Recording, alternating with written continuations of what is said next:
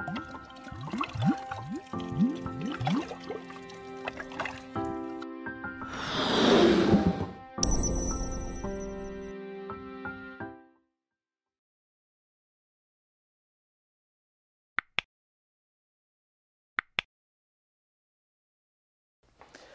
bismillahirrahmanirrahim. Alhamdulillahirrahmanirrahim. Wassalatu wassalamu ala rasulillah wa ala alihi wa sahbihi wa mawalah. Saya tetap antusias menyampaikan bagaimana cara mudah khusyuk ibadah, karena ini menjadi sebuah hal yang langka di era sekarang. Dan langkanya hal ini menjadi indikator kebenaran sabda Nabi Muhammad Sallallahu Alaihi Wasallam. Bapak, Ibu, dan sahabat teladan Rasul, Rasulullah pernah bersabda, awalu ma yurfa'u min hadhil ummati al-khusyu'a. Hal pertama yang dicabut, diangkat, dihilangkan dari tubuh umat Islam ini adalah al-khusyu'a, kehusuan. Hatta la taro fiha rojulan khosian. Sehingga engkau akan lihat satu masa, satu waktu ada orang sholat berjamaah, tapi nggak ada satupun yang khusyuk. Mungkin sekarang sedang viral nih. Ada sebuah video tentang orang yang sedang sholat sekian puluh rakaat, 23 rakaat dalam waktu, ada yang bilang 7 menit, ada yang bilang 10 menit. Terbayang nggak? 23 rakaat 10 menit. MUI pun mengecamnya. Karena nyaris tidak ada tumaninah di sini. Kebayang, orang baru bangkit dari sujud, udah harus ruku lagi. Seperti itulah kejadiannya. Ini indikasi benarnya sabda Rasulullah SAW. Hatta la taro fiha rojulan khosian. Engkau akan saksikan, satu waktu ada orang yang ibadah sholat dan tidak ada satupun yang khusyuk. Shadaqallahul adzim wa shadaqa Rasulul Karim. Maha benar Allah dan maha benar juga Rasulullah yang mulia.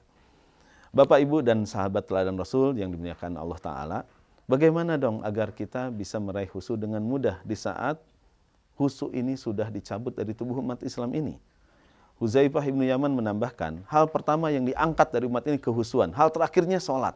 Jadi sholatnya masih ada, masih dilaksanakan, tapi nilai lebih dari sholat ini itu yang jadi minimal. Ritualnya berjalan, spiritualnya hilang. Di kesempatan ini, mari kita coba fahami apa itu khusyuk, yang dengan ini kita punya acuan, kita punya referensi untuk mengukur kita tuh sudah khusyuk atau belum. Dari berbagai literatur, dari berbagai kajian dan training tentang khusyuk ibadah, saya menyimpulkan khusyuk itu terpenuhi jika kita memenuhi 3 hal ini.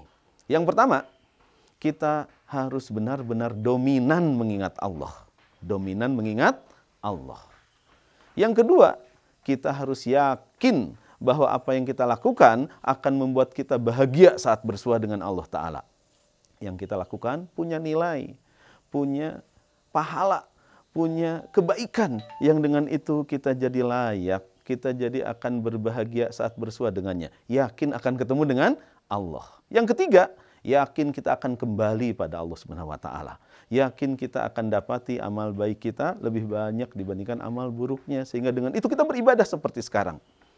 3 hal itu mudah-mudahan bisa menjadi salah satu referensi agar kita bisa memahami khusyuk dengan baik. Dominan mengingat Allah, yakin akan bertemu dengan Allah, sehingga dalam ibadah kita jadikan itu sebagai simulasi saat kita bersua kelak nanti dengannya. Yang ketiga, kita yakin akan kembali, akan pulang pada Allah. Namanya pulang, namanya kembali, kayak kita mudik, kan kita siap-siap mempersiapkan bekal perjalanan agar kita sampai dalam keadaan bahagia. Hal pertama akan saya bahas di sini, dominan mengingat Allah. Kalau kita dominan mengingat Allah Subhanahu wa Ta'ala, selain Allah Subhanahu wa Ta'ala, teringatkan atau tidak? Coba lakukan sendiri. Kita mengingat Allah, mengingat nama-namanya yang baik, mengingat sifat-sifatnya yang begitu sempurna, mengingat segala hal terkait dengan Allah Subhanahu wa Ta'ala. Lalu ketika kita ingat Allah Ta'ala, selain Allah teringat atau tidak? Atau ketika kita sholat, saat sholat kita membaca bacaan, kita mengagungkan, kita pasrah, kita memohon. Selain Allah Ta'ala teringatkan atau tidak? Kalau jawabannya tidak, berarti jawabannya salah. Karena kalau kita ingat Allah, yang lain pasti kita ingat loh. Yang lain juga kita ingat. Namun kalau kita ingin khusyuk, selain Allah jangan jadi bahan renungan, bahan pikiran di kala kita ibadah. Nanti ada kesempatan bagi kita untuk memikirkan hal yang kita ingat saat kita beribadah. Contoh sederhana, seringkali orang jadi ingat di mana kunci yang diletakkannya ketika ia sholat. Padahal sebelum sholat itu hilang, nggak tahu di mana. Oh iya, kuncinya ada di laci. Ada nggak seperti itu? Mungkin kalau mengalami, mohon maaf, kita pernah mengalami kondisi itu. Kunci hilang dan ingat waktu sholat, oh kuncinya ada di laci. Nah, kesalahan kita selama ini, kita menjadikan ingatnya kunci ada di laci sebagai bahan pikiran ketika sholat. Siapa yang nyimpen di situ? Kok bisa kesimpan di situ? Nanti saya akan nyimpen di situ. Sambil lisan kita terus membaca Fatihah, terus membaca bacaan sholat, sambil ruku, sambil sujud. Kenapa? Karena kan tadi udah ringan, sudah mudah. Jadi secara bawah sadar pun sholat kita lancar begitu saja. Tapi pikirannya ini mikirin kunci yang hilang. Apalagi nih teteh-teteh, sahabat teladan Rasul yang sering masak, sholat, ingat menu masak, nanti maghrib masak apa ya? Oh ya ada ayam, mau disemur atau mau digoreng nih? Oh digoreng aja, sami Allahu liman hamidah. Setelah itu goreng apa nih? Tempe atau tahu? Sampai satu kali sholat, satu menu bisa selesai. Lancar sih bacaannya, lancar gerakannya, sudah bawah sadar sih. Tapi tidak ada kehusuan, karena yang dipikiran bukan dominan Allah Subhanahu wa Ta'ala. Cara mudahnya adalah ketika ada sesuatu teringatkan, ada inspirasi, ada motivasi, ada solusi muncul dalam pikiran kita, jangan tolak. Karena kita nggak bisa menolak ilham yang muncul dalam benak pikiran kita. Fa'alhamaha fujuraha wa taqwaha. Allah terus berikan ilham berupa jalan kebaikan, jalan keburukan sebagai ujian bagi kita.